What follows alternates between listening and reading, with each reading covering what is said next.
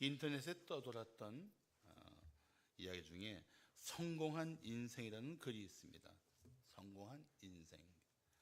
10대 때 좋은 부모를 만나면 성공한 것이다. 20대 때 좋은 대학에 다닌다면 성공한 것이다. 30대 때 좋은 직장에 다니면 성공한 것이다. 40대 때 회식에서 2차를 살 능력이 있으면 성공한 것이다. 50대 때 자녀들이 좋은 대학에 다니고 있으면 성공한 것이다. 60대 때 아직 일하고 있다면 성공한 것이다. 70대 때 아내에게 밥상을 받으면 성공한 것이다. 80대 때 찾아오는 사람이 있으면 성공한 것이다. 90대 때 전화하는 사람이 있으면 성공한 것이다. 100세 때는 아침에 눈을 뜨면 성공한 것이다. 그런 유머가 있어요. 사람들은 이 세상에서 성공하려고 몸부림칩니다. 성공에 목말라 있습니다. 그렇다면 성공이 무엇인가? 국어사전은 성경을 이렇게 정의하고 있습니다. 뜻을 이룸 또는 부와 지위를 얻음. 이것이 국어사전에서 정의하는 성공이라는 말입니다. 그렇다면 이 단어의 사전적 의미를 가지고 우리가 그리스도인으로서 성공을 말한다면 어떻게 변화를 줄 수 있을까요? 세상은 자기 뜻이 이루어지는 것을 성공이라고 말한다면 우리는 오히려 내 삶에 하나님의 뜻이 이루어지는 것을 성공이라고 말해야 하지 않을까요? 싫어요? 동의하시면 아멘 하십시오. 자기 뜻을 이루는 것이 성공이라고 생각하는 이 세속적인 성공과 달리 우리는 내 삶에서 하나님의 뜻이 이루어지는 것을 성공이라고 당당하게 말할 수 있어야 합니다. 또 부나 사회적 지위를 얻는 것이 성공이라면 우리는 오히려 하나님이 보내신 삶의 자리에서 하나님 뜻을 따라 살 때 주어지는 하나님의 은혜를 성공이라고 말할 수 있어야 합니다. 성경은 사실 성공이라는 말보다는 형통이라는 단어를 즐겨 쓰고 있습니다. 형통. 이제 성도는 이 땅에 사는 동안에 세상의 기준을 따르는 사람들이 아니라 하나님의 기준을 붙들고 신앙과 삶을 살아가야 할 것입니다. 우리가 붙들어야 할 하나님의 기준이 어디에 있습니까? 성경 속에 있습니다. 하나님 말씀이 내 절대적인 진리가 되고 내가 살아야 할 삶에, 내가 살아가는 모든 신앙의 가장 최고의 권위가 되어야 한다는 것입니다. 그 마음을 가지고 우리는 성경을 날마다 보아야 합니다. 그래서 성경을 통해서 자신을 거울처럼 비춰보면서 자기를 성찰하고 자기 삶에서 하나님이 원하시는 삶을 살기 위한 날마다의 치열한 삶을 살아가야 하는 것입니다. 다윗은 이런 면에서 좋은 기도를 우리에게 들려주고 있습니다. 시편 139편 23절과 24절을 보시면 하나님이여 나를 살피사 내 마음을 아시며 나를 시험하사 내 뜻을 아옵소서. 내게 무슨 악한 행위가 있나 보시고 나를 영원한 길로 인도하소서라고 간구하고 있습니다. 우리는 오늘 새해 첫 주일을 맞았습니다. 사랑하는 성도 여러분, 저는 마음을 다해서 우리 성도들이 금년 한 해 형통한 삶을 살기를 축복합니다. 자, 그러면 우리가 형통한 삶을 살려면 어떻게 살아야 할까요? 첫째, 악인의 유혹을 단호히 거부해야 합니다. 형통한 삶을 살려면 악인의 유혹을 거부해야 돼요. 피난처의 작가인 코리 텐 붐 여사는 어렸을 때 일을 이렇게 기록했습니다. 시계점을 하던 아버지가 며칠 만에 시계 하나를 파는 것을 보고 딸은 무척 기뻐했습니다. 그런데 그 시계를 산 사람이 이런 말을 했습니다. 먼저 시계를 사는 가게에서 그 고장난 시계를 수리하지 못해서 이 새 시계를 사게 되었어요. 그래서 아버지가 그래요? 그 시계 한번 보여주세요 하고 받은 거예요. 받더니 수리해 준 거예요. 그랬더니 아이고 이 수리해서 잘 갈 테니까 굳이 새 시계 필요 없겠습니다. 수리비 조금 받고 그 돈이 많이 남는 새 시계를 도로 물려받은 거예요. 그래서 시계 하나 팔아서 좋았던 딸의 마음이 이제 상해서 어린 딸이지만 아빠에게 이렇게 말했습니다. 아빠 왜 그러세요? 그냥 팔지요. 그때 아버지가 이렇게 대답합니다. 얘야, 모든 것은 하나님의 것이란다. 만일 부당한 이익이라는 것을 알았을 때는 즉시 포기해야 돼.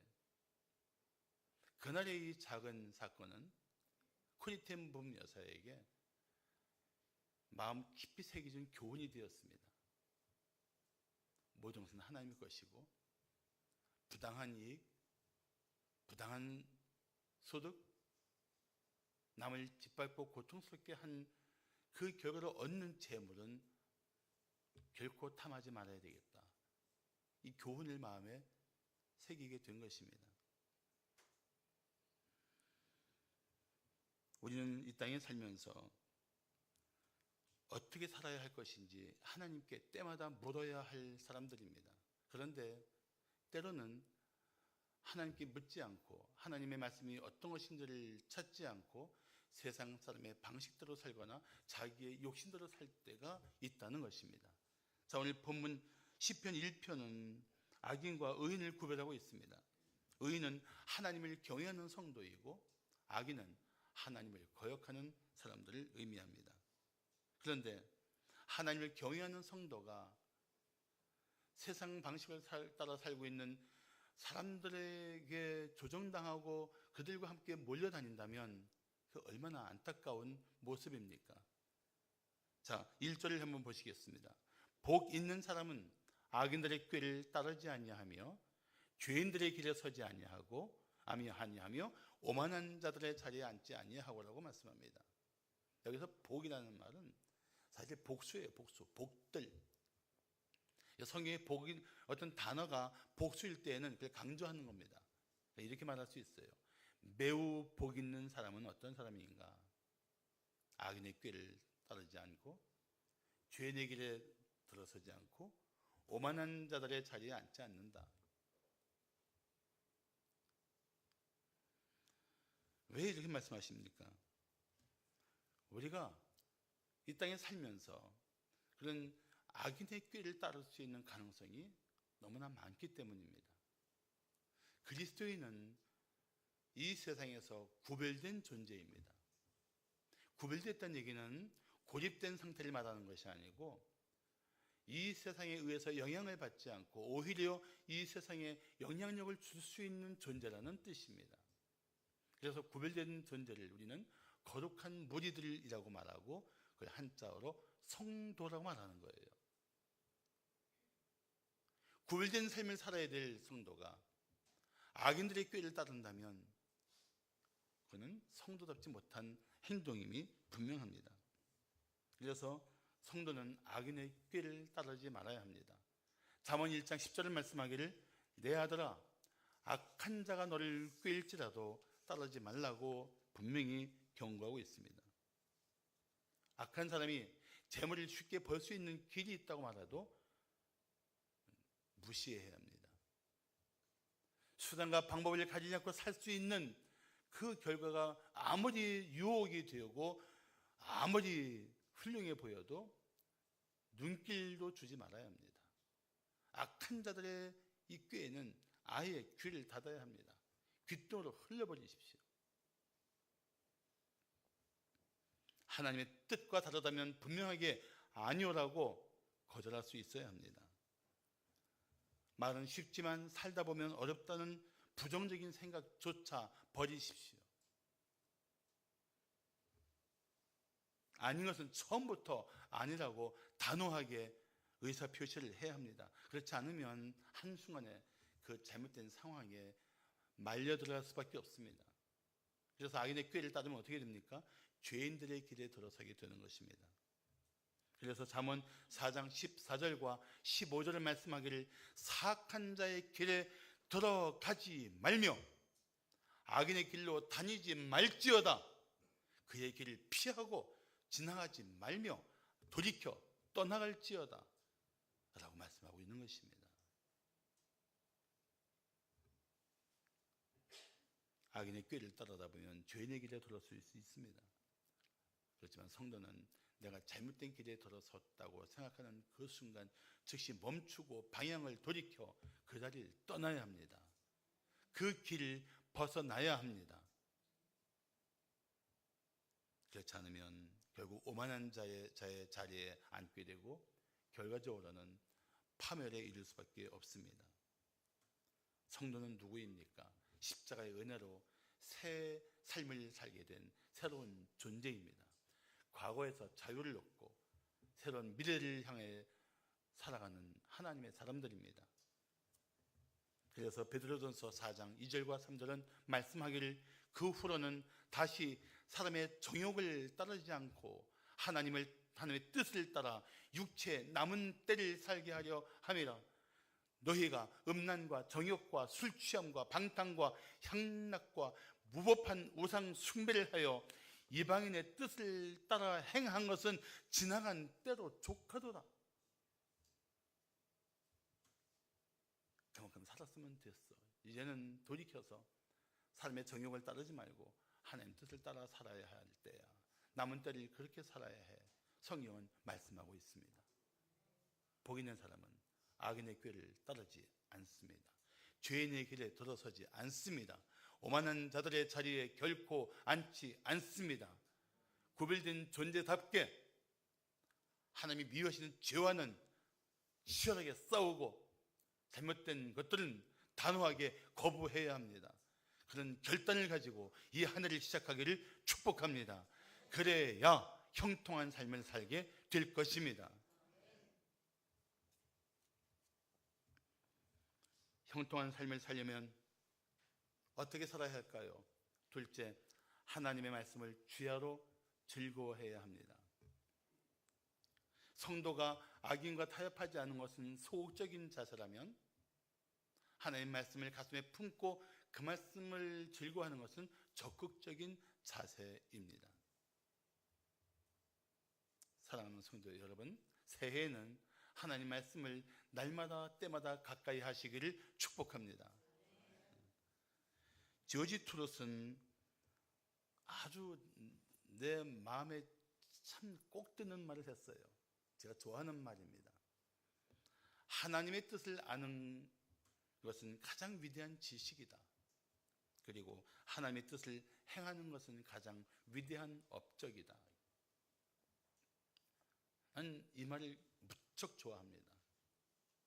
하나님의 뜻을 아는 것이 가장 위대한 지식이고 가장 고상한 지식이고 가장 지혜로운 것입니다. 그리고 하나님 뜻을 행하는 것이 최고의 삶을 살게 하는 지혜요 힘인 것입니다. 여러분, 하나님 말씀을 더 가까이 하셔야 돼요. 오늘 본문 2절은 말씀하기를 오직 여호와의 율법을 즐거워하며 그의 율법을 주야로 묵상하는도다라고 말씀하고 있습니다. 누가요?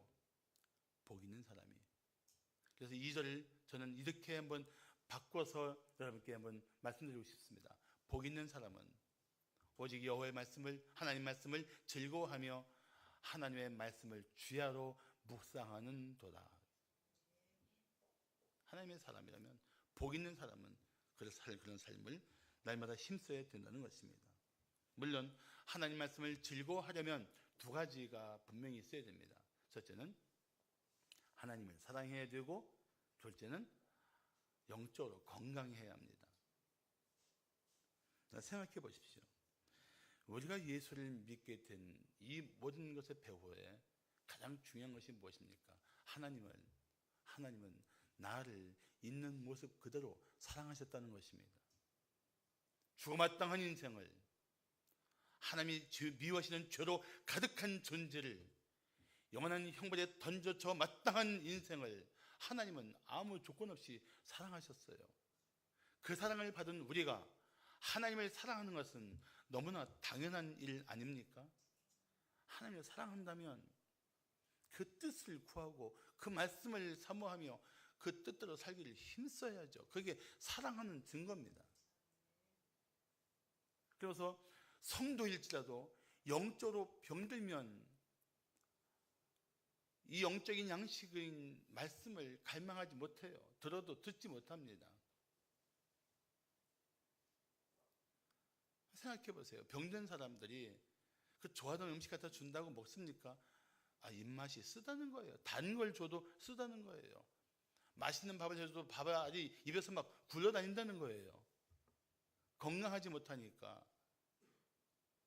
그 좋은 음식을 즐거워하지 못하는 것입니다. 영적으로 똑같아요. 우리 성도들을 보면서 참 기뻐하는 이유 중에 하나가 저랑 관계가 참 좋아요. 그게 여러분들이 말씀을 들을 수 있는 좋은 관계가 이루어졌다는 뜻이기도 합니다. 그러면 건강할 수가 있어요, 영적으로.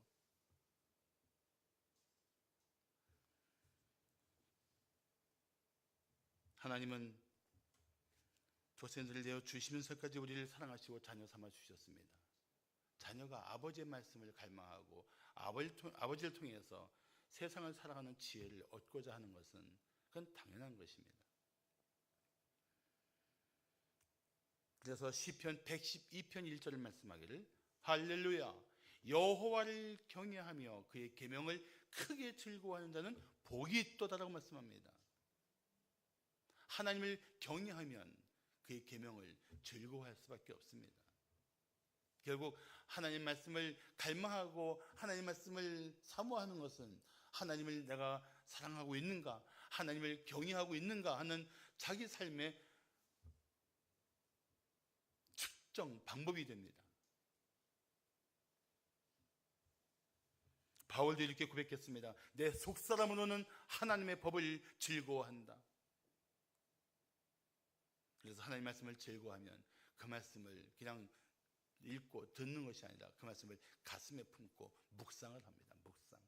묵상은 하나님 말씀을 마음속에서 되새기면서 그 말씀을 가지고 어떻게 살 것인가 생각하는 성도의 자세를 말합니다.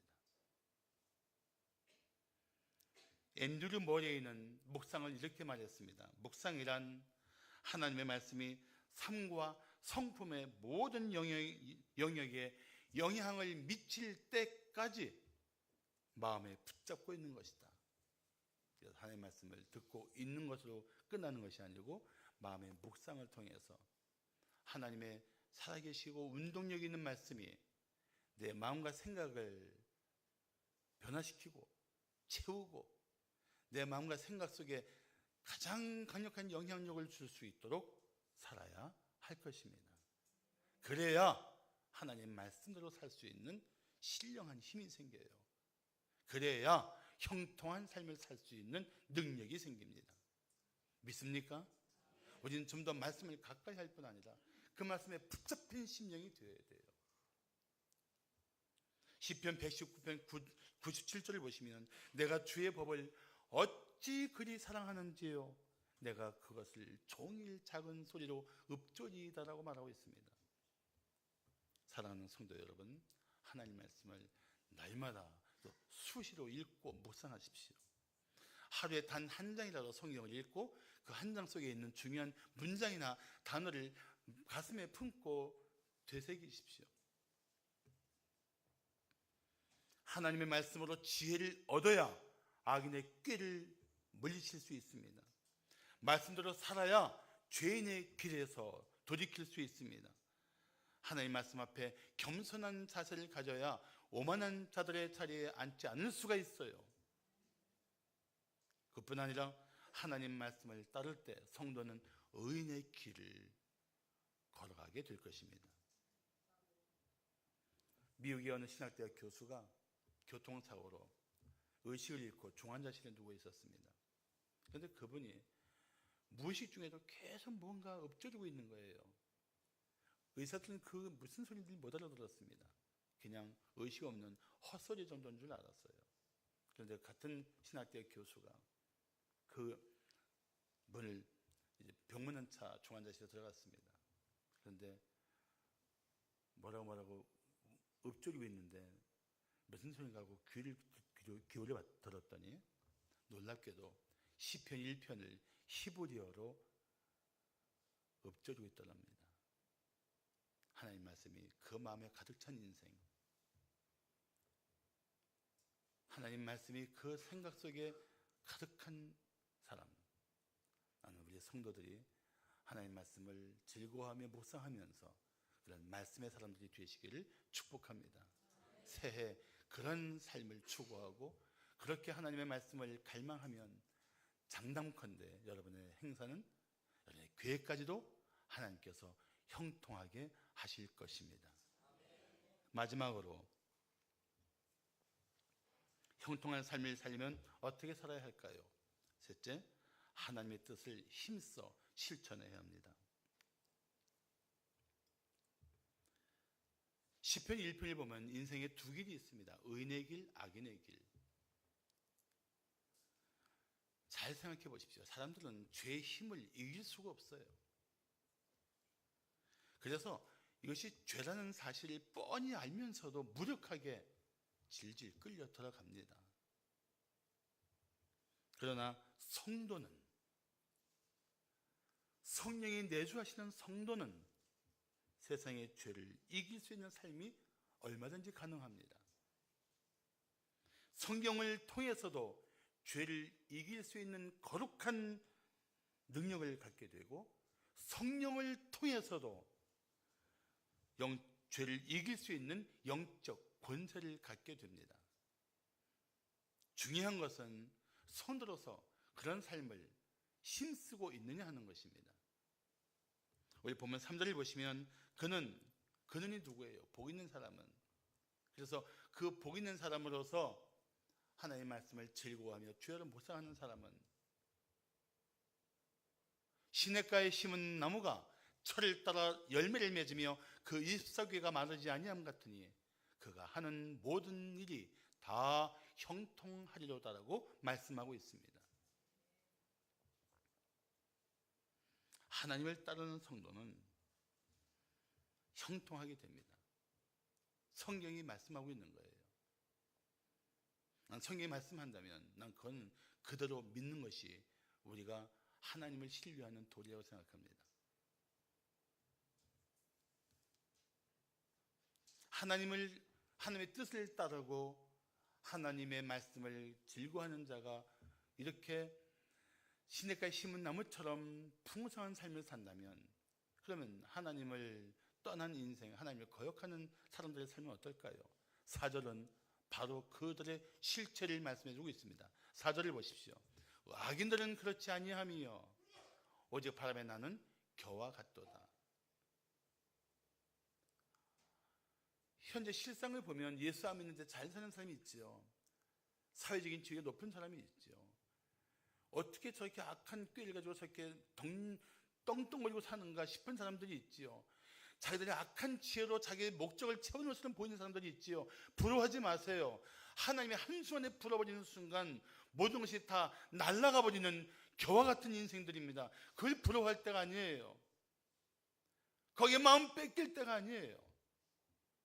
오히려 우리는 더 하나님의 말씀에 깊이 믿음의 뿌리를 내리고 하나님이 형통케 하는 사람으로서 굳건하게 당당하게 살아가야 합니다. 2019년도에는 그런 여러분의 삶을 이웃들이 보게 하십시오. 누가 묻거든 나는 하나님 뜻대로 살기를 결단하고 새해를 살고 있다고 말씀하십시오.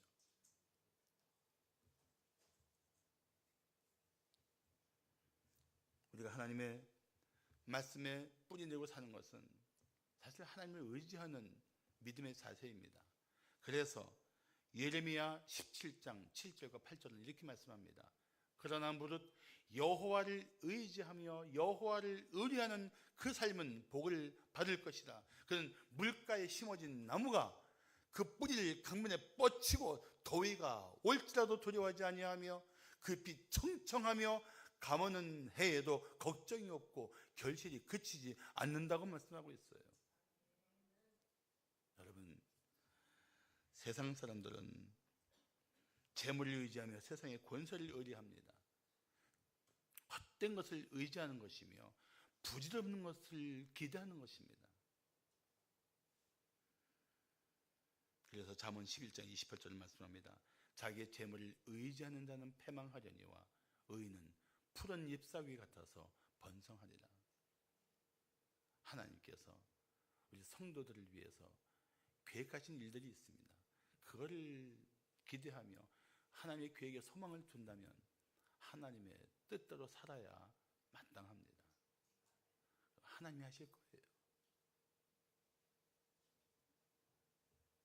성경에 나오는 인물 중에 형통한 인물 하면 누가 생각이 나십니까? 맞습니다. 요셉이에요. 요셉. 창세기 39장 3절을 보시면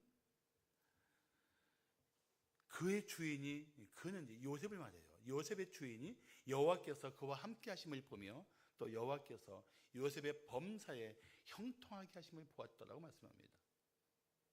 영어 성경은 이 형통을 이렇게 번역하고 있습니다. Success, 성공한다.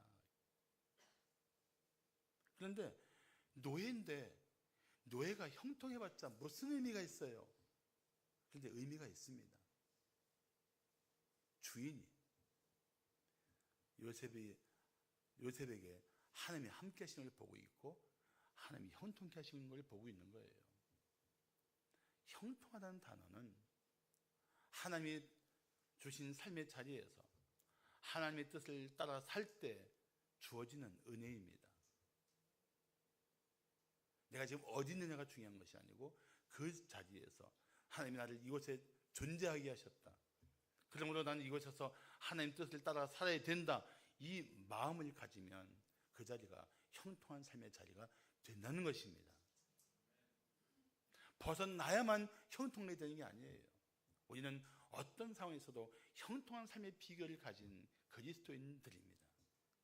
자, 같은 창세기 39장 23절을 보셔도 간수장은 요셉의 손에 맡긴 것을 무엇이든지 살펴보지 아니하였으니 이는 여호와께서 요셉과 함께 하심이라. 여호와께서 요셉을 범사에 형통하게 하셨다라고 말씀하고 있습니다. 세상에 감옥에 갇힌 죄수가 형통한들 무슨 의미가 있습니까? 근데 있어요. 어디 있든지 하나님이 함께 하시며 형통하게 하신 삶을 살고 있는 그 요셉이 마침내 하나님의 손에 붙들려 애굽의 총리로 높임을 받지 않습니까? 사랑하는 성도 여러분, 자신의 목적을 이루는 것이 성공이 아닙니다. 하나님이 내게 명하신 삶의 자리에서 하나님 뜻을 따라 살 때 주어지는 모든 것이 바로 형통한 삶이라고 말할 수 있습니다. 그래서 이 형통한 삶을 살기 위해서 하나님 말씀을 지켜 행해야 한다는 것입니다. 그러므로 여호수아 1장 8절을 말씀하기를 이 율법책을 내 입에서 떠나지 말게 하며 주야로 그것을 묵상하며 그 안에 기록된 대로 다 지켜 행하라.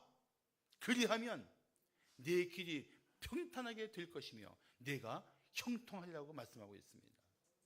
사랑하는 성도 여러분, 어떤 굴곡이 있고 어떤 힘겨운 삶의 자리로 가고 있고 존재하고 있든지 거기에 마음 뺏기지 말고 내가 오늘 이 삶의 자리에서 하나님의 뜻을 지켜 행하고 있는가, 거기에 여러분 마음을 주세요. 그러면 마침내 길을 평탄케 하시고 형통케 하시는 하나님의 은혜가 여러분 삶의 자리에 풍성하게 나타날 때가 올 것입니다. 할렐루야.